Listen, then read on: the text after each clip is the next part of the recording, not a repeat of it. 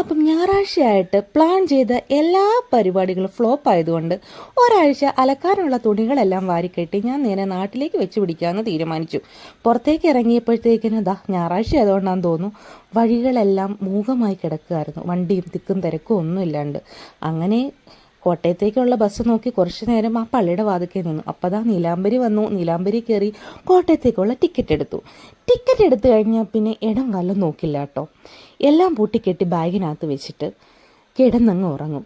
പിന്നെ കോട്ടയം എത്താറാകുമ്പം ആ ഒരു കാറ്റ് മുഖത്തേക്ക് അടിച്ച് കഴിയുമ്പോഴേ കൊച്ചി എത്തി എന്ന് പറയുന്നത് പോലെ കോട്ടയം എത്തി എന്നൊരു ഉൾവിളി മനസ്സിൽ നിന്ന് വരും. അന്നേരം ചാടി അങ്ങ് എണീക്കും. പിന്നെ കോട്ടയം നെഹ്റു സ്റ്റേഡിയവും ആ നാഗമ്പടം പാലവും നാഗമ്പടം ബസ് സ്റ്റോപ്പും ഒക്കെ കാണുമ്പോഴത്തേക്കിന് മനസ്സിനുണ്ടാകുന്നൊരു സന്തോഷം. അങ്ങനെ കുറച്ച് നേരം അവിടേക്ക് നിന്ന് കഴിഞ്ഞിട്ട് നേരെ വീട്ടിലേക്ക് വെച്ച് പിടിച്ചു. വീട്ടിൽ ചെന്ന് കഴിഞ്ഞാൽ പിന്നെ മമ്മിയുടെ പരാതികളും പരിഭവം പറച്ചിലും കാര്യങ്ങളും അതങ്ങനെ ഒരു വഴിക്ക് നടക്കും. പിന്നെ എൻ്റെ മെയിൻ അജണ്ട ഫുഡ് അടിയാണല്ലോ. അത് ഇന്ന് കപ്പയും ചിക്കനും ആയിരുന്നു. അപ്പോൾ അത്രയേ ഉള്ളൂ. ബൈ.